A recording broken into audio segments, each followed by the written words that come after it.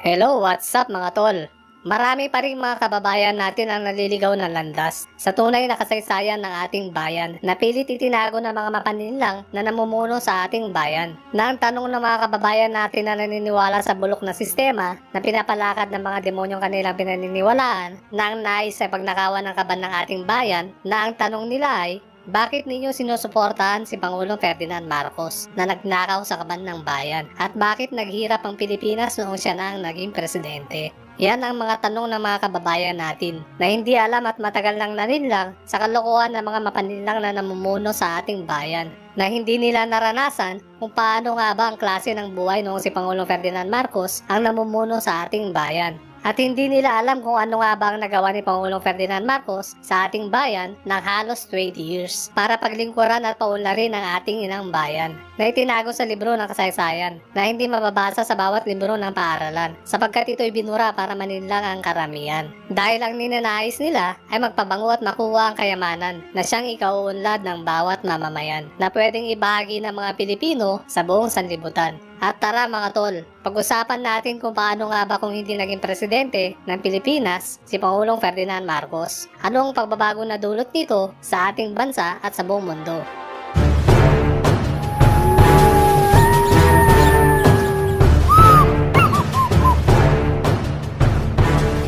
Ayon sa kwento ni Pangulong Ferdinand Marcos at mga kapitbahay nila sa Saratirocos Norte, ay muntik na itong malunod sa ilog. Noong 12 years old pa lamang ito.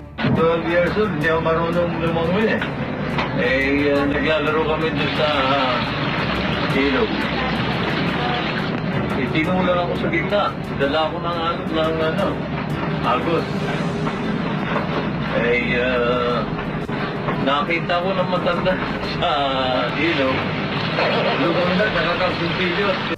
At dahil nga hindi marunong lumangoy, ay buti na lang at nailigtas ito ng isang matandang lalaki sa kanilang lugar. Namuntika na itong masawi dahil sa nawalan nito ng malay at nangingitim na ang balat nito. Maswerte pa rin ito mga tol dahil na din sa tulong ng kanyang ama na si Mariano Marcos na siya nag-revive para mailuhan niya ang tubig sa kanyang katawan.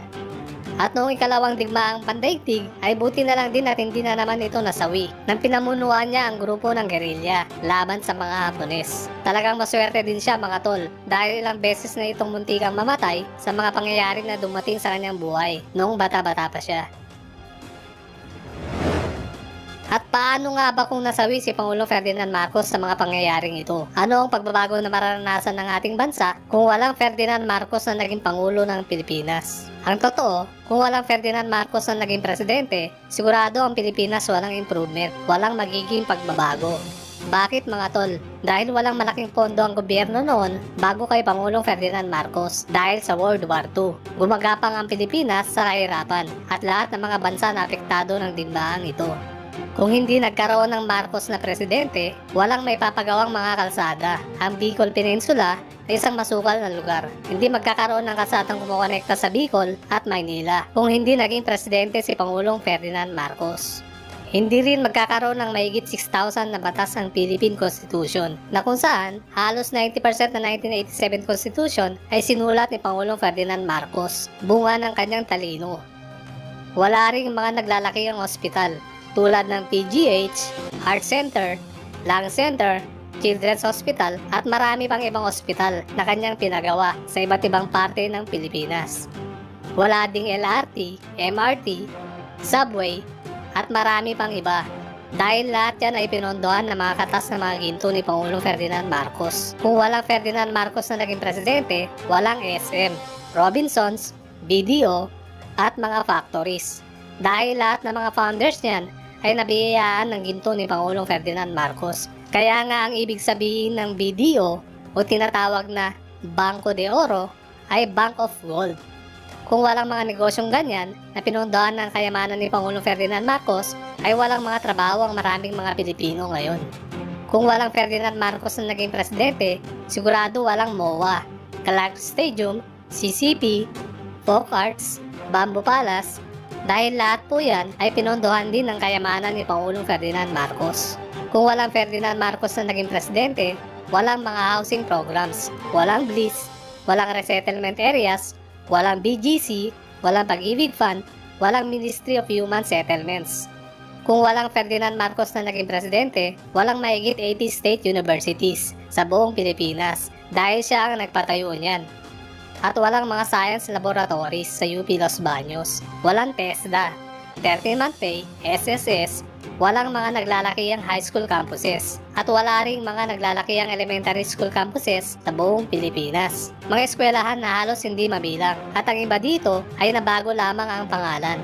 Siya lang ang presidenteng nakaisip magpatayo ng mga naglalakihang infrastruktura, dam, tulay, kalsada o Maharlika Highway na nagdudugtong mula Luzon hanggang Mindanao at marami pang iba. At wala rin maipapatayong Bataan Nuclear Power Plant na magsisilbi sanang panustos sa kuryente sa parte ng Luzon. Kaso ipinasara ni Cory Aquino na naging dahilan kung bakit nagalisan ang mga malalaking kumpanya sa ating bansa. Nang dahilan ay kakulangan ng supply ng kuryente. At ayon kay Cory Aquino, ay gusto niyang magdusa at maghirap ang bawat Pilipino para maitatak sa kaisipan ng bawat Pilipino sa mga susunod na henerasyon na masama si Pangulong Ferdinand Marcos. Kung walang Marcos na naging presidente, walang 150,000 kilometers na kalsada at 45,000 kilometers na tulay ang may tatayo sa Pilipinas. Walang San Juanico Bridge at walang ARMM region. Kung walang naging presidenteng Marcos sa Pilipinas, hindi maipapagawa ang kaawa-awang International Airport ng Maynila na dati lamang isang runway na may isang bulok na building. Kung hindi dahil kay Pangulong Ferdinand Marcos, hindi magiging maganda at klase ang Manila International Airport na ngayon ay naging NAIA na ipinangalan sa isang bayani daw na si Ninoy Aquino na siyang tunay na pinagmulan ng tinatawag na inggit sa mga namumuno sa ating bayan na naging dahilan din kung bakit lalong naghirap ang ating mga kababayan. Si Pangulong Ferdinand Marcos din ang bumili ng Philippine Airlines na naging pag-aari ni Lucio Tan simula noong si Cory Aquino na ang namuno sa ating bayan. Kung walang matalinong Ferdinand Marcos sa Pilipinas, walang may papairam ng gold reserves sa Central Bank. Dahil si Pangulong Ferdinand Marcos ang nakipag-transact sa isang pribadong pamilya para ipahiram sa gobyerno ang kanilang private gold holdings para makwalify ang Central Bank of the Philippines sa Bretton Woods Conference noong 1949. Si Pangulong Ferdinand Marcos ay isa sa nagpahiram ng kanyang mga ginto sa iba't ibang mga bansang walang gold reserves para makabangon ang mga bansang ito na dulot ng ikalawang digmaang pandaigdig.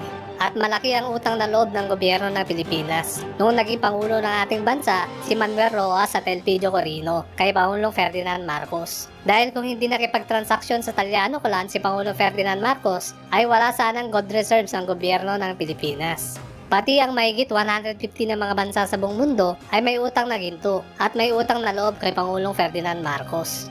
Ito ang mga hindi binabalita ng mga media na galamay ng Antichrist para pilit na sirain si Pangulong Ferdinand Marcos sa publiko para mapagtakpan ang kanilang mga utang sa kanya. Di lang iyan mga tol, mga kayamanan din ni Pangulong Ferdinand Marcos ang nilimas sa gumuong 2 gusaling ito sa New York. At kung hindi nyo pa po napanood ang tungkol sa mga kayamanan ni Pangulong Ferdinand Marcos na nilimas sa New York, ay nasa description po ng video na ito ang link tungkol dyan. Alam din ni Donald Trump ang tungkol sa mga kayamanan ni Pangulong Ferdinand Marcos sa New York dahil siya ang pinakamayamang businessman sa New York at kaibigan niya ang mga Marcos. Kaya nga galit na galit ang mga fake news media at mga dilawan kay Trump dahil alam ni Trump ang tungkol sa pang-aalipin ng mga Illuminati o Deep State sa mga mamamayan ng Amerika at iba't ibang bansa dahil sa fiat currency system.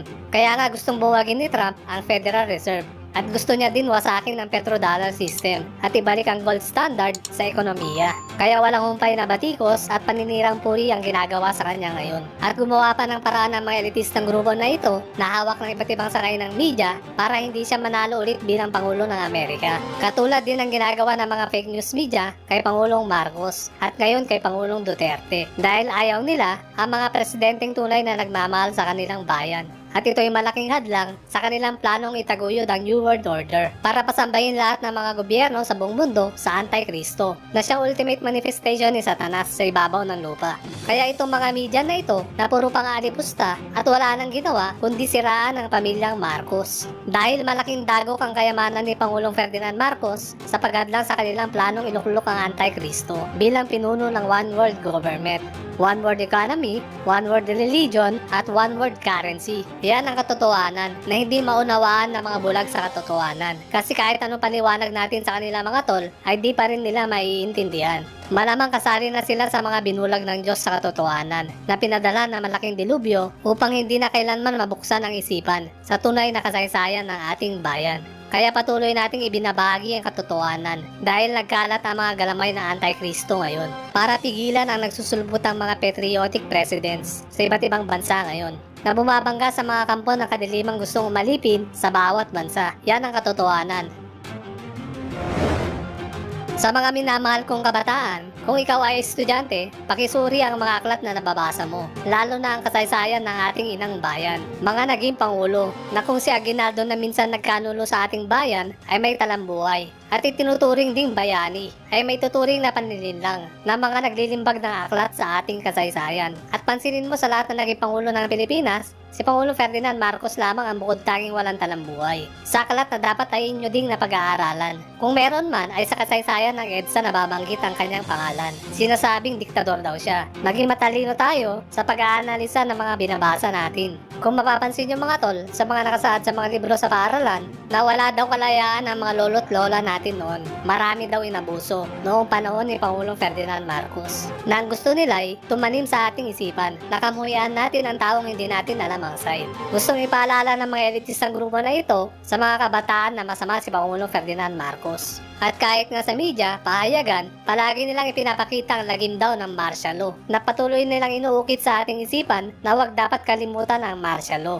Ang EDSA ang naging dahilan ng pagkawatak-watak ng mga Pilipino. EDSA ang bunga ay kawalan ng disiplina. Maging matalino po tayong mga Pilipino at lalong-lalo na sa mga kabataan ngayon na hindi alam ang tunay na katotohanan tungkol sa kasaysayan ng ating bayan. Anong dahilan natin para kamuhian ang taong naging biktima din? 30 taon ipinagkait sa kanya ang nahimlay sa lupa. Anong dahilan natin para kamuhian ang taong matagal nang patay? At karamihan ngayon ay hindi siya naabutan at hindi natin alam ang side niya.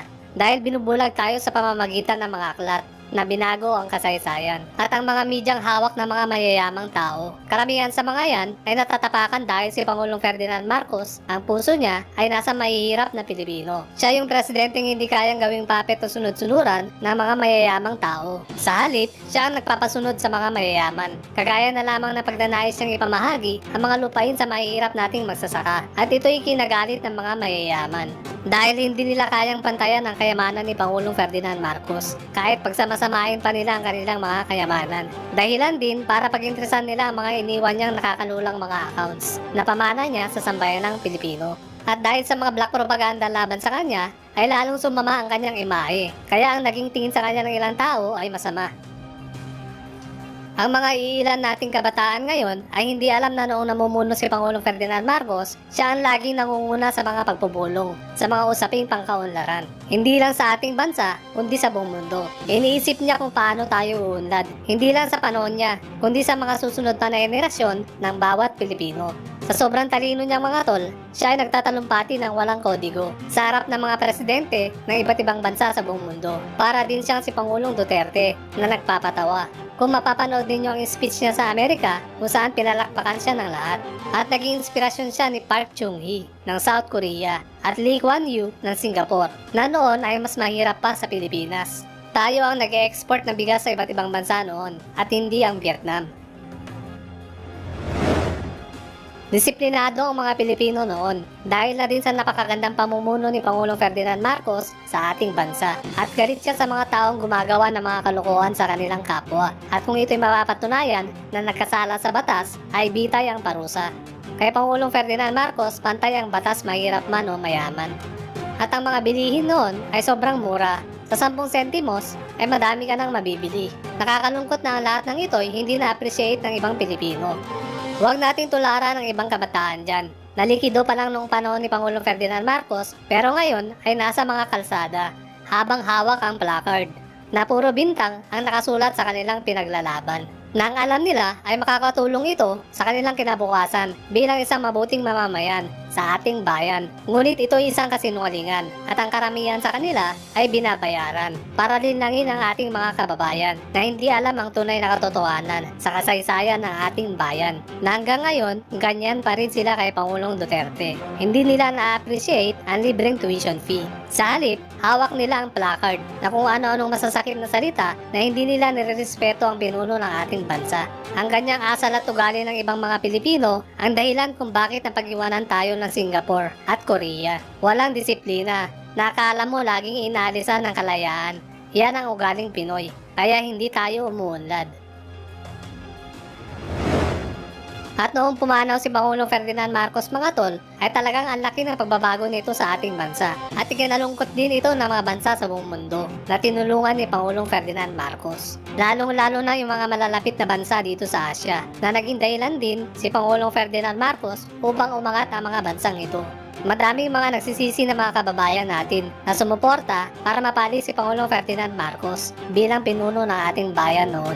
Na ang paniniwala nila ay para ito sa ikaunlad at kalayaan na kanilang inaasam. Na ang kanilang pinaniniwalaan ay ang mga taong mapaninlang na namumuno at nagpapagamit sa mga mayayamang hangad ay lalong ibahon sa kahirapan ang bawat mamamayan sa ating bayan. Na ang inaasam ng mga mayayamang ito ay ang kayamanan ng bawat mamamayan sa ating bayan na iniwan ni Pangulong Ferdinand Marcos para sa ikaunlad ng bawat mamamayan. Pero kahit wala na si Pangulong Ferdinand Marcos ay hindi nila kayang pantayan ang mga nagawa niya sa ating bayan. Na ang lahat ng nabanggit sa bidyong ito na mga nagawa niya sa pagpapaunlad ng ating bayan ay hindi pa kumpleto dahil sobrang dami po nito kung isa-isahin pa natin. At kahit pagsamahin pa ang lahat na naging presidente sa ating bansa ay hindi nila mahihigitan ang diskarte ng nag-iisang Ferdinand Marcos Sr. para paunlarin ang isang bayan na disiplinado ang bawat mamamayan na hinahangaan ng bawat bansa sa sangkatauhan.